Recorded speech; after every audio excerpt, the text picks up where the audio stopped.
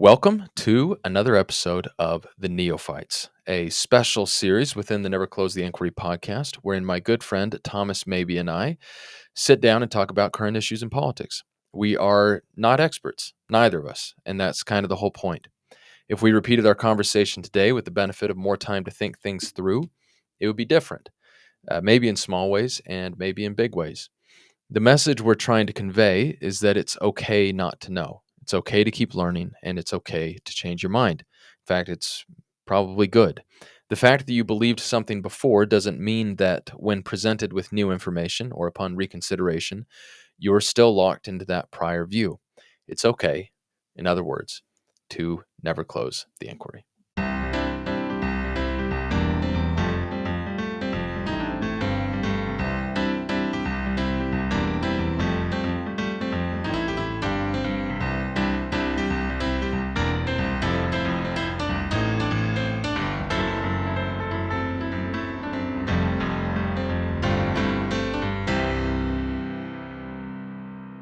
All right. Good evening or good morning, and whenever you're listening to this, and welcome to another episode of the Neophytes. We are recording Tuesday, August 11th, 8:09 p.m. local time.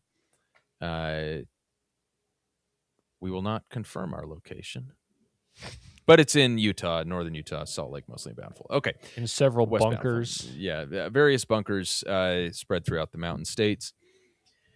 Just in case we say anything too controversial and provoke an armed response from any of our many listener.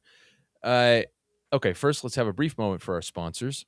I have, and this is some delicious H2O, of which Utah does not have a ton currently, and A&W Zero Sugar Root Beer, which I assume we'll turn to when we run out of water. Yeah. I have a sponsor this evening. Mm. So I found this in my fridge, Fanta Zero Sugar. I think I had this maybe, I don't know, like almost a year ago. Okay. And it's just been sitting in my fridge. So how is it? it's amazing. Really? Okay. Yeah. Like now it's amazing. Yeah. Okay, because soda does expire. I assume though, if you've had it in your So they fridge for a say. year, that probably slows the expiration expiration down a little bit. Yeah, presumably. Or wow. Yeah. All right. Okay. Nice. Hey, I'm quite pro Fanta. They have regional varieties. Fanta. How is one anti Fanta? I guess is that like that's a good question. Maybe they're political. Is that Everyone's pro Fanta. Yeah, Fanta is affiliated with the global right wing. I have no idea, or maybe it's a socialist brand. Wow, Channing, good job for any of our YouTube watchers. Channing is really doing a good job selling. Channing, what sponsor is that? It's a Diet Dr. Pepper, and only found in Utah. It's caffeine free for those of you imbibing after 8 p.m. Nice, man. I do need to find that. I was going to say about Fanta in Albania. It actually is bomb. It's really good. I have no doubt. In Albania, and I think in the Balkans, I'm not sure where all you could find it, but it was Fanta Exotique, and it was, I think maybe it might have been grapefruit inspired. It was basically an unbelievable version of Fresca, which is already unbelievable. It sounds like Fresca. Yeah, Fresca is so good, and somehow this was just, granted, I wasn't drinking a ton of Fresca at the time, but it was truly incredible. Anyway, to the topic du jour, or do whatever night is in French. I watched an interesting video online, as I'm wont to do on occasion. So actually, let's take a quick little step backwards. So the manosphere, the online manosphere, let's call that not often a counterproductive thing, but there are certain kind of self-help channels on YouTube or websites which are perhaps more geared to men, or which reach more men, which I think are, even if facially, ostensibly they might seem like they're part of the manosphere, are remarkably non-toxic. And I say this from as a nice non-threatening lib. are really just awesome, uplifting things from which you can learn a lot of stuff. And one of these channels, not even yeah, so there's this channel called Charisma on Command on YouTube, which, as it turns out, has some pretty good videos. I don't want to. I'm not going to issue a full warranty as to all content that has ever come out on the channel. So if you find something and want to cancel us over it, I mean, you're welcome to do that, but be a little mean. But anyway, the I guy, think Jordan Peterson was on there at some point. dang, is that are we now canceled? But no, wait, maybe we can pick up a lot more listeners on the right. All Well, right, I mean, it doesn't. there you No, go. it doesn't matter. I mean, people can be charismatic, you know, from any angle. So, It's true. Well, I and mean, that's the thing. if Channing was charismatic, you know, would you be like, oh my Yeah. gosh? A big if, it's a crazy universe if that happened, but yeah. I think you're charismatic, Channing. Thanks, man. Yeah. Um. Anyway, so, this video, like awkward silence. After that. okay, all Off right. to a rough start tonight. Oh boy, yeah. So anyway, well, you didn't start okay. We can always cut a few minutes. The video was comparing Zoran Mamdani and Donald Trump, these two kind of polar opposite political figures, or these political figures who are polar opposites in many respects, very different policies, very different vibes.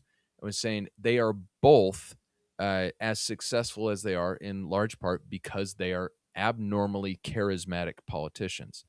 And the guy was saying there is an underlying principle which explains how both of them are charismatic and how both of them come across that way and have inspired large numbers of very enthusiastic followers. And do you guys want to guess what it is? Because I sent you the video and I know you didn't watch it. Actually, Mabes, did you watch it? No. Okay, neither of you watched it. If you having not watched the video, is there anything you would say that Zoran Mamdani and Donald Trump have in common? I mean, the ability to express themselves. I mean, we're talking about that right now, but like they both have a confidence in what they say that I think resonates. They also know their audiences. Okay, Yeah, what do you mean on both of those? Confidence would definitely be one for me. So they're both confident. Yeah. In what they're saying. Okay. Yeah. Sure. I mean, but that could be said of a lot of people, right? Could that be said of a Sure. lot of politicians? I mean, but it's a core thing of. I mean, it's not. I mean, I guess I wouldn't say it's a core thing, but it helps with with charisma. When Yeah. what you're saying is you're saying confidently. Yeah. I don't know why I'm doing this. I guess kind of Socratically. it would just be like if someone's the difference between someone that is just confident and whether it has an effect on other people is probably maybe what charisma is. I don't know, because there's a lot of people that are confident and they talk about something and it's like, please stop talking. Yeah. Or like, I hope they keep that to themselves next time, but Yeah. then there are other people that talk about something you're not interested in and they say it very confidently. And even if you think it's really stupid, it's like, oh, well, hey, that's their opinion. That's cool. Yeah. That's really interesting. There's a difference there for sure.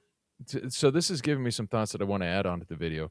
Because the thesis of the video was that both of them are very consistent. They're authentic. They're very consistently authentic to whatever it is. Like, they have a kind of a consistent theme or vibe, and they're very authentic to that. Trump's being dominance and Mamdani's being warmth.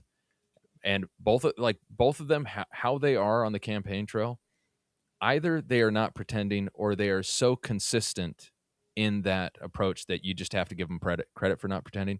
They're really authentic, but it can't just be that, because Mabes, I think you're right. There are a lot of people who can speak authentically and it does nothing for people. But it's that component though of communication, right? Like people can say confidently things, but if they are not communicating it well in a way that people can digest, whether they agree with you or not, people are not going to feel that from you, which is that charisma, right? That draw inwards of listening to what that person is saying, to like, actually considering what they're saying, whether you agree with it or not. So like authenticity is huge is a part of charisma. People can sense that, Yeah. being able to communicate. And that's also what I was saying about know your audience as well. It's kind of a sub component of that communication, but like truly charismatic people know who they're talking to. They do. They know who they're talking to, and they can speak to that, which allows them to connect, I'm going to whether you disagree. agree with them or not. I'm going to disagree with that slightly. Okay. Because I think rude. I think if Mamdani goes in front of a room of billionaires, he's not like, he knows. Okay, so it depends on what you mean by knowing your audience. Like, I think he's going to stick exactly to his guns. I'm not saying you speak to, I'm not saying you speak to their opinion. I'm saying you Although a lot of politicians do, but go ahead. A lot of politicians do, but I'm just saying you understand how to communicate, right? So like if he goes in a room of a bunch of businessmen that are hostile to him, he knows how to talk to businessmen, right? He's going how he's going to communicate with them, is going to speak well. He knows he's probably standing on a wall screaming into the wind, but like, he can at least communicate to that level. And I feel like that's a big part of charisma, is that ability to authentically express your thoughts and beliefs in a way that people can digest, understand, and connect with, whether they agree with it or not. It's pretty good. You should get a podcast or something. Yeah. I listened to another podcast once that said charisma is it's like a combination of warmth and competence. You have someone who can being able to convey warmth and competence. So if you have someone who can convey just warmth, and are you making it? So Channing just made a funny face. I was just trying to figure out how you can call Donald Trump that is in one warm. thing, and then No, I think you can. I think Trump to people who like him, to people he likes, is very warm. I think he's very, very welcoming. I genuinely believe that. Like he makes a lot of people. Did you see when they met? Did you see when they met each other? Oh yeah. Like it was like Trump was talking with a friend. It was game recognized game. To a degree. like it was like, oh, so you're a socialist, huh? And then and like, and Trump obviously respects other people in the world. But I too was like, Channing was like warm. I wouldn't describe him as warm. I would just describe. But him I think as Nick was also about to express like, that it's not necessarily warmth and competence, but maybe more heavy on one or the other. Is that where you would say that? Or so here's okay. Let's take both of them. So Trump, to many, we've talked about how Trump is charismatic. He has a certain magnetism. You need to understand that to a lot of people, his magnetism goes the exact opposite way. So like to a lot of people, he speaks and it's repulsive. That's the opposite. Yeah, it's genuinely repulsive. He is a magnet. He's more of a magnet than anyone really maybe ever has been, because to some people he just gets them. He lures them in, and then he attracts them, and then others he repels. He could say anything and it would be repulsive. And I'm closer to that camp where, like, if Trump gives, I mean, part of it is that if he gives a really like high-minded great speech, it's like that doesn't feel very authentic to Trump, and it ends up being repulsive even if the words themselves are nice. And then I think if you disagree with Trump, yeah, he's an incredibly repulsive person, because he's not actually a good person in the traditional sense, or maybe even in the non-traditional sense. But Trump, to a lot of people, conveys competence. There are a lot of people who voted for him. When you go back to the 2016 primaries, and he was rated higher than other Republican candidates. Again, this is in the primaries. He's rated higher than other Republican candidates on handling the economy. It's like, he's never met a politician, but for whatever reason, his business background, the fact that he spoke very authoritatively, he was good enough at projecting competence that people bought it. And they continued to kind of buy that because I think, I mean, you go back to the 2024 election, go back just a little bit, and people thought whether Trump is competent or not, he's more competent on the economy and immigration and these things than Harris and Walz. And that was the view of enough people to turn the election. And now Trump does not have a sophisticated understanding of a ton of stuff, or would not be able to speak about a bunch of foreign policy and whatnot in a way that would be convincing to your average highly educated liberal coastal elite cohort. But you don't need to convince everybody to win an election. And Mamdani, I think, is very convincing to a lot of people, very charismatic to a lot of people. He is very warm, and then he projects a lot of competence to a lot of people. And then let's say that his understanding of various financial and economic policies either is a little more shallow, or there are plenty of conservative leaning people who would, and let's call them sophisticated businessmen who lean more conservative, who probably feel like he just has no idea what he's talking about on some of that stuff. And so might, it would presumably find him much less compelling because they'd see the warmth, but they would not see the competence. Yeah.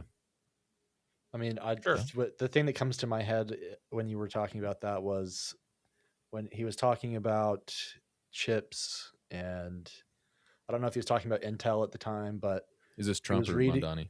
This is Trump, and he's reading this thing about chips, and then he reads the word, or he sees the word transistor on his page, and then he just starts going on a rant about trans people, like, and he starts talking about trans people in this like completely unrelated way to anything that they were talking about at the time, but like he just saw the word transistor and it like somehow translated in his head, and he just started talking about trans people in regards to chips. And yeah, so but he very confidently talked about that for quite a few minutes. It's honestly amazing. It's impressive. It is. This, Channing, we briefly spoke of this before Maves joined it, before we started recording. But another thing that came up in this excellent video, neither of you two watched, is that both Mamdani and Trump are willing to be laughed at. They're willing to be ridiculed. They're willing to take risks. They're willing to look dumb. Even if let's see. Well, no, yeah, they're willing to do it. Trump was on TV for a lot of time. Trump was not just a businessman on TV; he was a parody of a businessman, and then he's just kind of ridiculous. And then Mamdani had he has a number of rap videos on YouTube. He tried to be a rapper before he went into politics. Bold move. It takes a lot of guts to put rap music videos on YouTube. Channing talked about this because Channing now has a YouTube channel. Channing, do you want to talk about that a little bit? I do. Okay. Well, I don't want to talk about it, but I'll talk about it. Let's do it. Okay. Well, there you go. So yeah, I started a YouTube channel. It's terrible, so no one needs to look at it. Well, what's the topic?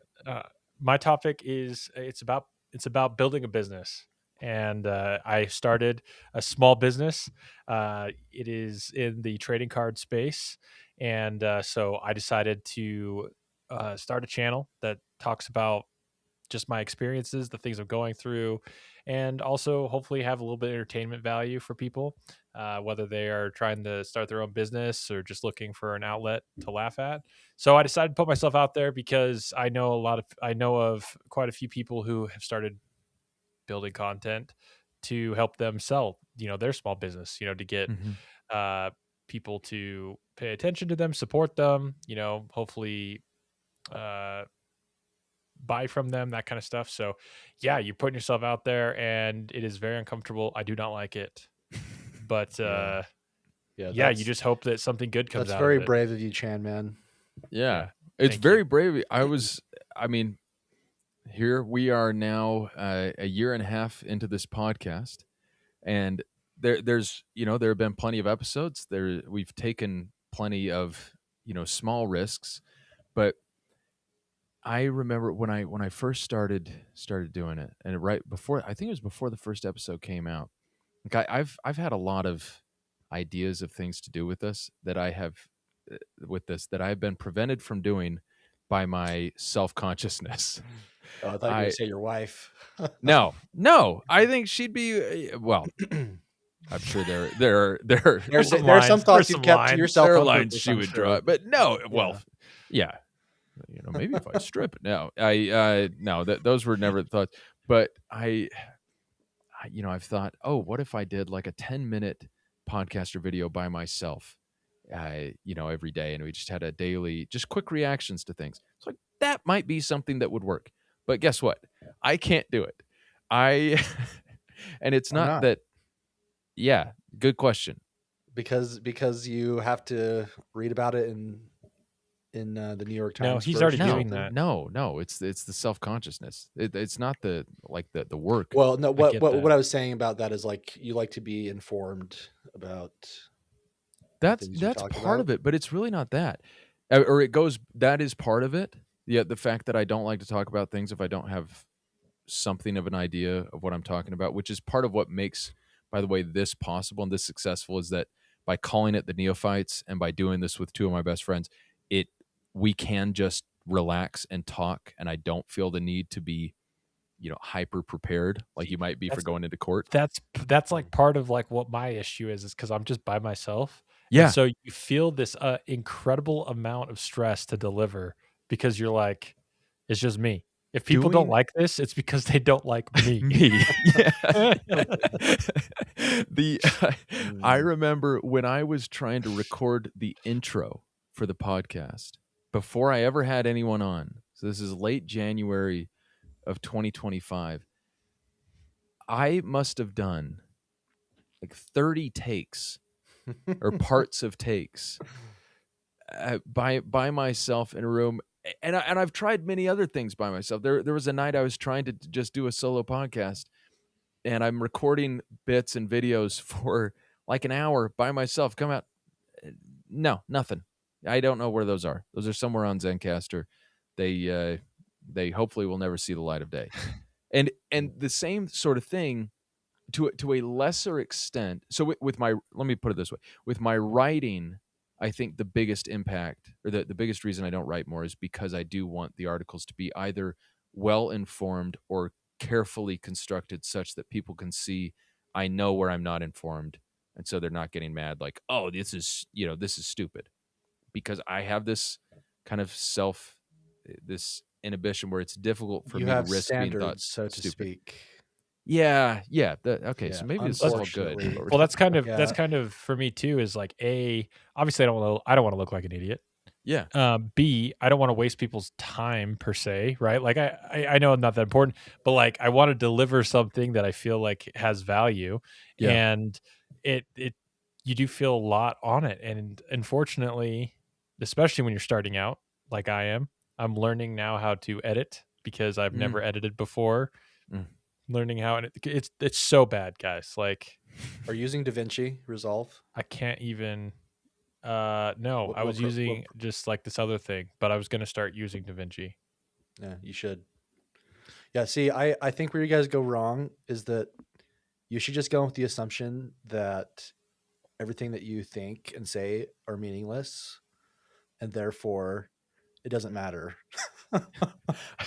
I feel like I'm able to come on this podcast and say stuff because I believe that part way. Like I know that the stuff that I say is not as educated, but I do like the ability for me to like say things that I'm feeling. Mm. And I guess there is this comfort of like I really don't care if other people don't agree or don't necessarily like what I say or whatever, because I feel as long as I'm genuine about who I am and who I'm talking to, if it's kind of up to them, how they take that. So I would encourage you both to be less worried about that. I know it's probably harder if you're actually in charge. I'm like the drunk uncle that can just kind of come in here and say stuff, and then let Hagen try to handle it. But yeah, I think if both of you are true to who you are and how I know you, then I don't think you guys have anything to worry about. That's an That is incredibly incredibly kind sweet. thing to say. That's Thanks. very Thanks, Tom. nice. Thanks. Uh, It's Yeah. okay. I also already know that nothing I say matters because I just look at how many viewers I have. It doesn't matter. Yes. You're just like I got Join zero the views, so like it nihilism. doesn't matter. See, you think I would have made a similar conclusion? Well, no, I don't know. No, I wouldn't. Okay, well, fair Yeah, enough. you and I are very different that way. So I feel like that's why I had to say it. Yeah, I mean, no, I mean, even as I think everything I'm doing now, every inhibition I have now is consistent with pretty much how I felt at like 5 or 6. I giving my words far too much import, and I think that has probably caused me a lot of grief over the last 30 plus years since I learned to speak, and that probably came out weird. I learned how to speak at a normal time.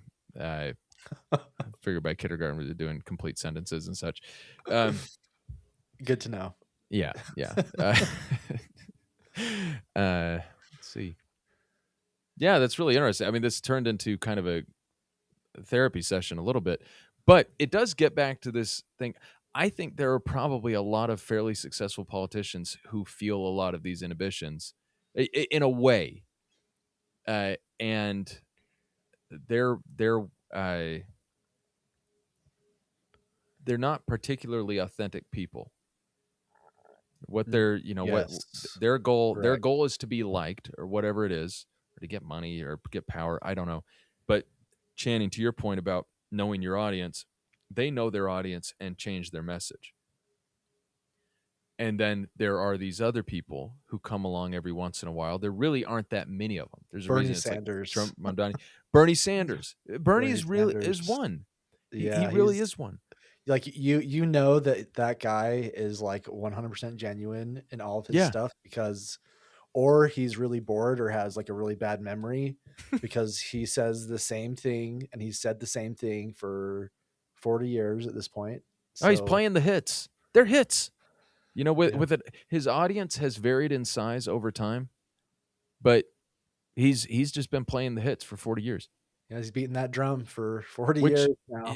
to his great credit, he is completely authentic and true to who he is, and yeah, it's All right. it's compelling I do stuff. Go think ahead, Channing. Sorry. I do think one thing I was gonna say though about about being Charisma, charismatic or charisma sausage. chorizo. Yeah, Chorizo. I can go for chorizo. Yeah, That sorry. sounds Go ahead. tasty. Anyway, sorry, but I I think the most powerful are the ones that come off as authentic. I would say that there probably are some people that I've seen that I'm like, they do feel like they're charismatic. Like, I don't think they're like crazy sincere, but they're really good at talking. They're really good at engaging you. So like, even though you don't feel like they're incredibly sincere, they still get you to talk. Like a lot of car salesmen, like there's stuff like that. Like, I Okay, don't know, so where would you qualify that as? let's put these two people. Let's put these people into different categories. Okay, let's take two different people or groups of people that we think are very charismatic, but are not necessarily completely sincere. In the one hand, we're going to have our car salesman. In the other, we're going to have Bill Clinton. Maybe Bill Clinton is perfectly sincere, but just maybe not the most forthright and honest all the time, but What do you unbelievably charismatic. Go think ahead, about Mapes. Tallarico? I honestly don't know enough. Haven't seen him Okay. speak. What I have, I feel like he's kind of like to me he strikes me as like he's trying to follow in Obama's footsteps a little yeah. bit, What? and he's Okay. kind of a little bit short for me. of that goal. But Can I- man, it's height not that I isn't don't want. everything. No, Short people can not be what he good means by too. short, I don't think. Yeah, he's like I feel like there are some politicians that have like they have their Bernie things that they will say, Yeah. and for him, I've kind of heard his stuff like ad nauseum, and it's to the point where it's like, yeah, I agree with what you're saying, but now it's just like a little bit less impactful or something. Can And I there are other politicians that I don't feel that way, even though they say it over and over again. For Okay, whatever let me reason. say a couple things really quick. So Talarico, I've watched very little of. But part of the reason I've watched very little of him is because I saw him speak for about 3 minutes once and thought, pass. Mm-hmm. And again, if I were in Texas, I'm sure I'd vote for him. I'm sure many of our policies line up. But I think I agree 100% with what you're saying, where my first impression was like, this is a guy trying to do an Obama impression. And maybe it is completely sincere, but it just doesn't, it's not working for me. And different things work for different people. We kind of talked about this already. But like someone like Pete Buttigieg, some Buttigieg policies I disagree with fairly strongly. But a lot libs, a lot I do agree with. He, this hyper educated dude goes to Harvard. It's like that for me is catnip. If people are just kind of like that, yeah, that works. And Ooh, Ivy League. Wow, privilege. yeah, Gotta yep. vote for them, says Hagen. Yeah, Ivy but they League. want all of them in charge. Yeah. We're grateful that we have them at top. They're used to leading people and taking advantage of the system. We should They have understand them the in needs of the people. office. Yeah. Yeah, sorry, boys. That's I'm pretty much their target demographic. It's like, oh yeah, the wannabe elitist. Yes, that's our easiest target. But no, when you said that about Talarico, I thought of a Ted Cruz interview I saw once. So I think Ted Cruz is maybe worse than anyone I've ever seen at pretending to be someone he's not. Like where he kind of goes, the slow like preacher vibe in a lot of these speeches when he's running for president. Then I saw him in an interview once. Oh, and by the way, it seemed very detestable when he was doing all that. I saw him in an interview once where a reporter challenged him in some way that kind of set him off. I can't remember if it was about a legal question or something else, but all of a sudden he flipped into the guy who's like legitimately incredibly smart. It was a fantastic law undergrad debater and law student, and clerked on the Supreme Court. Was the Texas Solicitor General for the state of Texas. He's done very impressive things. He's a very, very smart guy, and he all of a sudden started talking like 6 times as fast, and was just systematic and methodical in the way he dismantled the reporter's question. It was like, that's the most likable thing I've ever seen you do. I still don't like Ted Cruz and maybe disagree with where he was on the substance or whatever, but it was like, that's the only time I've seen him be authentic, because he authentically is incredibly smart. So just be incredibly smart. But, not everyone is like Ted Cruz. He's, in the 1% of the 1% of the 1% of smart people. And so he figures he can't speak like himself and get people to vote for him, which might be right. And so he speaks like a preacher, which bugs the crap out of me, but apparently has worked. But back to Bill Clinton and car salesman. I was going to say back to Bill Clinton's car salesman. So no, I think there's something kind of important here. The car salesman, this sort of thing comes up in my job a fair amount, because we're often trying to convince clients not to take bad loans from people. But the car salesman, it feels smooth and cares, and like you're going along with it. You're responding to what they're doing, but the whole time there's some part of you inside that's like, you're just looking for a way out. I'm being manipulated. Mm-hmm. And it would be awkward for me. It would be hard for me to stop the manipulation. And so my conflict averse self is not doing it, because it would be so weird and socially inappropriate or whatever, and then you're looking for some off ramp where you can be like, my wife said I can't buy a car, or whatever, and you'll tell a lie to get out of it, and so it's this charismatic performance, but it might change your behavior, but it isn't changing your heart, if that makes sense. Whereas Bill Clinton, I think you don't know you're being manipulated, and maybe he's not manipulating you. He's just that charismatic. Well, you can manipulate people by being authentic and Sure. But the point is, I think with him and guys like that and women like that, you're going along with it, and the voice inside you is not telling you anything like you're being manipulated.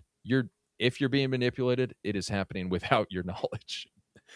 And I remember meeting, oh gosh, he ran for president in 2020 on the Democratic side. So this would have been 2019. He was the governor of Washington. It was Jay something. He was car salesman charismatic. This was at, speaking of the elitist coastal whatever. So presidential candidates would sometimes come to the law firm to fundraise. And if they were big, that meant they got like a full-on event at someone's, somewhere else, and it'd be, partners would just be some of the co-hosts or something. But this one, he was a smaller candidate, so he came to the office for like a breakfast, and you didn't really have to. I don't think you had to donate to go to it. So I was like, of course I'm going to go. It's a presidential candidate. He's not high up in the polls, but he's a presidential candidate, and I don't have to pay anything to go to this, or maybe it's $20, some nominal amount. Go and meet him. And he is so polished and charismatic in some ways. It was like a very impressive performance. But when he looked at you and when he shook your hand, it felt like he wasn't really looking at you. Like, even if he was looking you right in the eye, there was something about it where it's just empty. Like, he's so good at this, so practiced, but there's nothing there. Whereas I think Clinton and Obama have the ability, and I think Mamdani might be more like this too, but where they have the ability to form an honest to goodness connection very, very quickly. And sometimes that happens because of a lot of work. I've heard, Clinton would, before fundraising events, before small ones, he would get flashcards for all the people who were going to be in attendance and study up, so he knew everyone before they got there, and so he could have this personalized conversation with people. It's very interesting. But yeah. I just don't feel like I really know what charisma is, other than just the feeling of it. Because and I would is charisma, is that a positive thing for you when you say if someone's charismatic, that's positive, right? I don't know if positive is the right word. Because for me, that charisma has always been associated as like this positive attribute. You want to hear do you want to hear the definition of Google? Yeah. Charisma is a special personal quality or charm that lets someone easily attract, inspire, and influence other people. It combines a strong presence with the power to make others feel valued, confident, and eager to follow or listen. I would call it a powerful attribute, less positive, because it's powerful, and it can be used for evil ends, certainly. Like Hitler was charismatic, at least publicly. But is it an attribute you would want to encourage your kid to have, for example? Yeah, sure. So like that. I mean, I feel like if that has to be positive, then, right? So I would say charisma is a positive attribute. It's the ability to, just like it said, attract, influence other people, like all these kind of things. So it's a positive attribute, but it is a positive attribute that can be used for bad things, just like Nick said, right? Like the ability to communicate. I want my kid to be able to communicate well. That's a positive thing. But what if they're spewing rhetoric that's terrible, right? I mean, so And that was your you fault. can't stop telling them what you heard. Be better house. then. That's all the stuff you say in the house. No, but like, so I mean, you can use positive attributes for bad, right? That's just being able to communicate, good and bad. Yeah, Depends on what yeah. we use it for.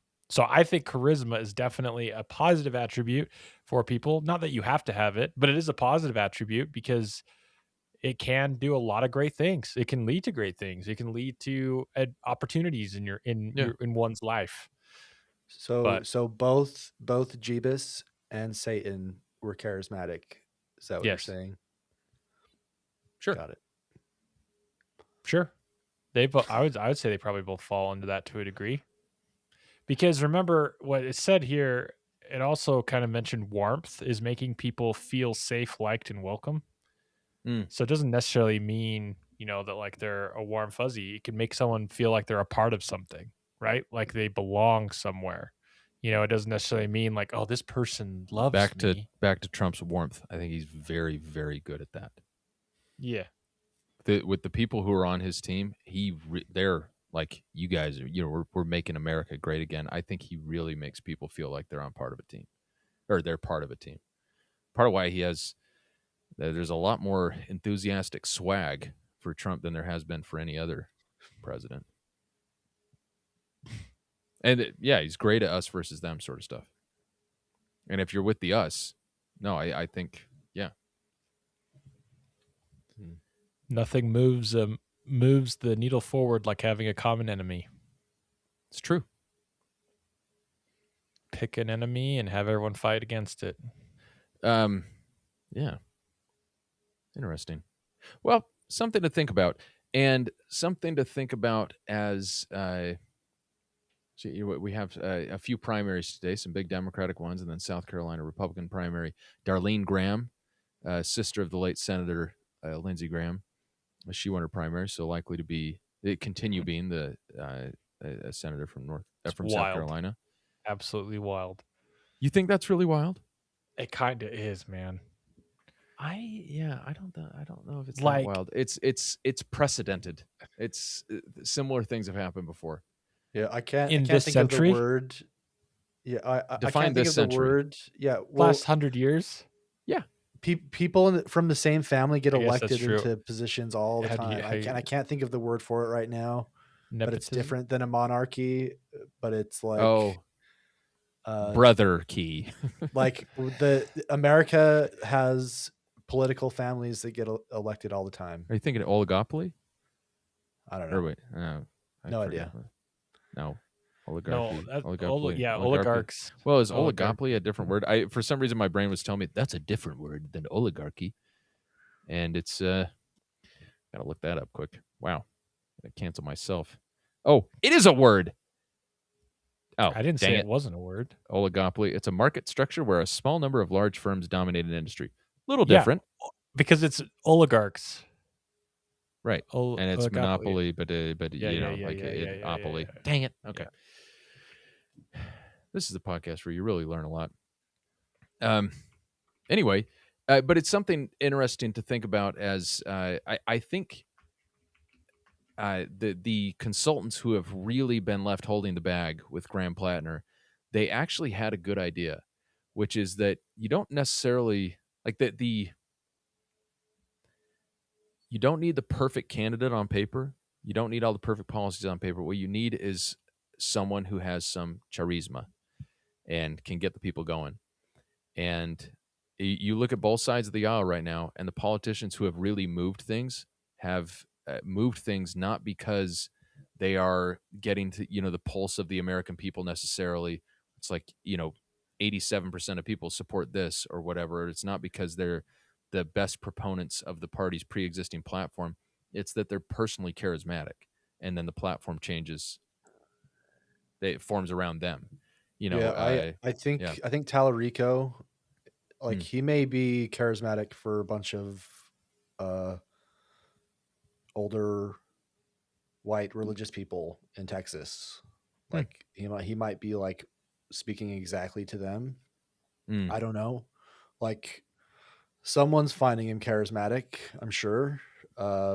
He's not speaking to us necessarily, but maybe for the people that he's trying to convince to come over and vote for a Democrat of all things, maybe that is the right way to go, is the white Obama approach.